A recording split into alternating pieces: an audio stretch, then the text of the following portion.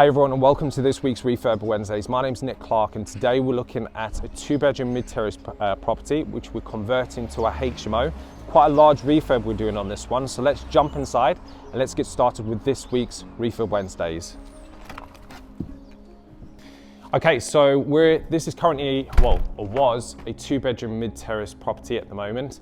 And what we're doing to this is we're converting to a 6 bedrooms with en-suites, okay? Yes, you heard that right. We are converting to 6 bedrooms with en-suites with this property. In order for us to create that, we've had to be able to do this. We're having to take out everything. So we've got 4 walls and we've got a roof left, okay? Now, what you'll see over here is you've got the 2 steels in here before.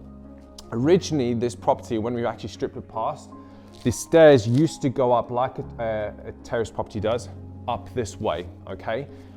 Which basically from there all the way up to here.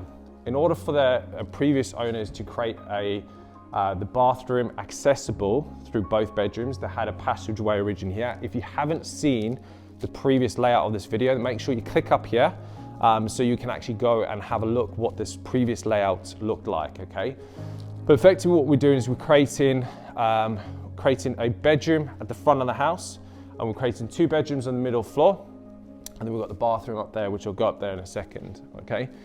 What we are going to have to do here is in order for us to create a good kitchen communal area and abide by HMO regulations for space, and just make it feel like homely really, what we're going to do is we create a steel. So we've got a structural steel coming across all the way over here, okay? So there'll be a steel beam. So you can see here, this originally is obviously wooden. We're going to do a steel beam all the way across so it can support the structural wall up here, okay? So we will be putting strength back into the wall so this all is nice and structurally sound, okay? Then we'll be doing an extension to the rear, which we'll go and talk about that in a moment as well, okay? So you can see over here, what we are gonna have to do is they did actually extend out here by 1 meter to the front. We're gonna keep this, but the original block work wasn't that good. So we're gonna have to correct that over here. You can see there's mortar missing. It just hasn't been done really well, to be fair. So all we're gonna do is we just correct that so we're happy with it. And then basically we'll have a nice big front room with an ensuite over here. Let's jump up to the bathroom and have a look what it originally looked like. Okay, so currently at the moment I'm standing in the original bathroom. We're going to be keeping this for this specific bedroom. So there's going to be a bedroom over here. Now, because we're actually lowering the actual joist, which I'll explain in a minute, to create extra space up here for headroom, what we're going to do is you're going to be stepping up into this bedroom, okay? So it'll just be like a normal kind of steps width. It's not going to be that much difference, but it's going to be for this bedroom's ensuite over here. So we're not actually going to be lowering the floor joists in here. The reason for it is because we're not going to have anything above it, okay? So what we are going to be doing is lowering the floor joists, original floor joists, to be able to create more headroom, all right? So as this project progresses, you'll be able to learn why we're actually doing it and how we're able to create more space upstairs while we create the actual loft space up here. So what we'll be doing is breaking through the roof, replacing the roof as well, but creating a dormer.